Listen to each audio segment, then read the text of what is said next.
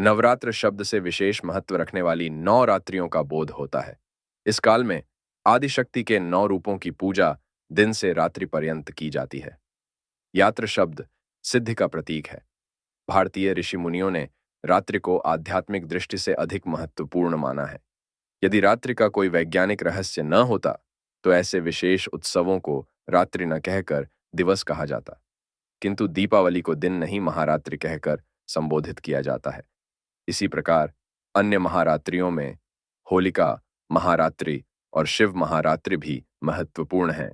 इसका वैज्ञानिक कारण है दैविक शक्तियों का रात्रि में अधिक सक्रिय होना, क्योंकि दिन में सूर्य की किरणें दैविक तरंगों को छिन्न भिन्न कर देती हैं।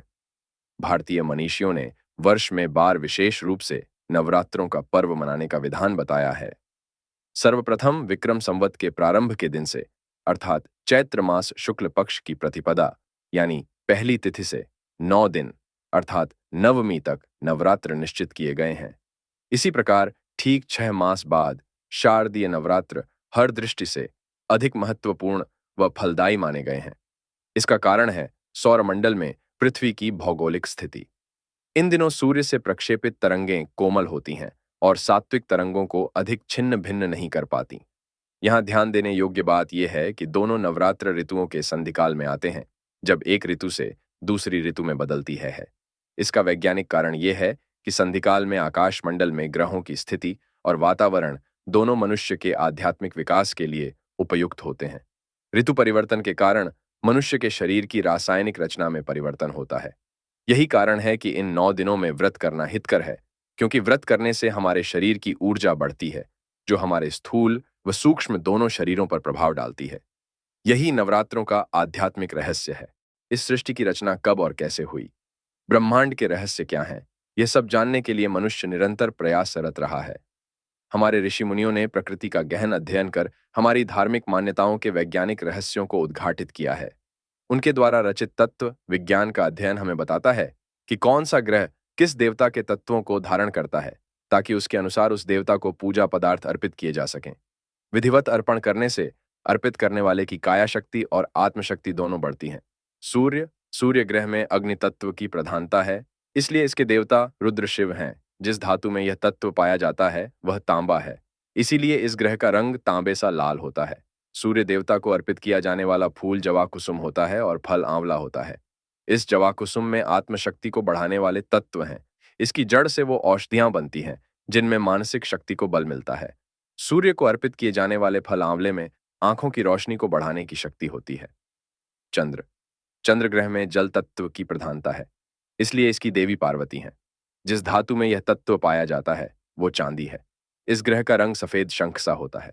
पार्वती की अर्चना के लिए दूब अर्पित की जाती है। पैरों में बिछी हुई दूब में कायाकल्प की शक्ति होती है, इसीलिए नंगे पांव दूब पर चलने का विधान भी है। कायाकल्प के लिए जो 5 औषधियों का पंचामृत बनाया जाता है, उसमें 3 गांठ की दूब जरूर डाली जाती है। मंगल ग्रह में अग्नि तत्व प्रधान होता है। इसके इष्ट गणपति हैं। जिस धातु में यह तत्व पाया जाता है वो सोना है। इस अग्नि तत्व प्रधान ग्रह का रंग रक्तिम लाल होता है। गणपति की आराधना के लिए लाल कनेर अर्पित किए जाते हैं, साथ में दूब भी। लाल कनेर में बुद्धि बल को विकसित करने के तत्व हैं।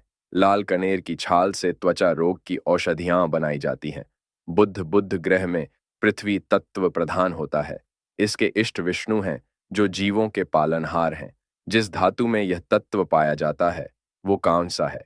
पृथ्वी तत्व प्रधान ग्रह का रंग विचित्र हरा होता है। विष्णु पूजा में अशोक, कदंब, पाटल, मोंगरा, कुंदकली और शंखावली के फूल होते हैं। अशोक, कदंब आदि फूलों में राजयोग की शक्ति होती है और शंखावली के फूल वाणी शक्ति को बढ़ाते हैं। बृहस्पति ग्रह में आकाश तत्व की प्रधानता है, इसलिए इसके देवता ब्रह्मा और शिव हैं। जिस धातु में यह तत्व पाया जाता है वह चांदी सोना है। आकाश तत्व प्रधान बृहस्पति ग्रह का रंग पीला है। इसके देवताओं की आराधना के लिए पीला कनेर अर्पित किया जाता है। पीले कनेर की सुगंधि विवेक शक्ति को बढ़ाती है। जीव रक्षा का गुण भी इसमें समाया रहता है। शुक्र ग्रह में जल तत्व प्रधान होता है, इसीलिए लक्ष्मी और सरस्वती इसकी देवियां हैं। जिस धातु में यह तत्व पाया जाता है वह चांदी है। जल तत्व प्रधान शुक्र ग्रह का रंग सफेद होता है। लक्ष्मी को लाल रंग के गुलाब अर्पित किए जाते हैं और सरस्वती को सफेद गुलाब। लाल गुलाब में गति तत्व है, जो काया को क्रियाशील और कर्मशील करता है। सफेद गुलाब के तत्व अक्षर शक्ति के रहस्य खोलते हैं, साथ ही पराविद्या का ज्ञान बढ़ाते हैं। इन विद्याओं के लिए सफेद फूल चढ़ाते हैं। लाल गुलाब की पत्तियों से गुलकंद बनाया जाता है, जिसका आंतों की शुद्धि के लिए प्रयोग किया जाता है। शनि शनि ग्रह में वायु तत्व की प्रधानता होती है, इसलिए इसके देवता यम और रुद्र हैं। जिस धातु में यह तत्व पाया जाता है वह लोहा और शीशा है। वायु तत्व प्रधान शनि का रंग नीला है। इसके देवताओं को नील अर्क और धतूरे के फूल अर्पित किए जाते हैं। धतूरे के पत्तों का रस अस्थमा जैसे रोगों की औषधियों में डाला जाता है। राहु राहु एक छाया ग्रह है, जिसमें वायु तत्व प्रधान होता है। इसकी देवी दुर्गा है। जिस धातु में यह तत्व पाया जाता है वह शीशा है। वायु तत्व प्रधान राहु का रंग काला है। दुर्गा की पूजा के लिए जवा कुसुम अर्पित किए जाते हैं। केतु केतु भी राहु की तरह एक छाया ग्रह है, जिसमें वायु तत्व प्रधान होता है। इसके देवता ब्रह्मा हैं। पंच धातु में इसके तत्व पाए जाते हैं। इसका रंग चितकबरा होता है। इसका पूजन नहीं होता, पर इसके नाम पर किसी पर्वत पर जाकर काले रंग की ध्वजा फहराई जाती है। यह पतन को रोकने का और नाम को ऊंचा करने का संकेत है। फूलों में समाये हुए तत्व के गुणधर्म तभी प्रभावित कर पाते हैं जब वे ताजा और खिले हुए हों। मुरझाए, ढले और मसले हुए फूल अपने तत्व खो देते हैं, क्योंकि तब उनकी प्राणवायु और धनंजय वायु उस अवस्था में समाप्त हो जाती है। इसलिए ताजे और साफ सुथरे फूल पत्तियां ही देवताओं पर चढ़ाने चाहिए, ताकि उनसे मिलने वाला लाभ प्राप्त हो सके। Thank you.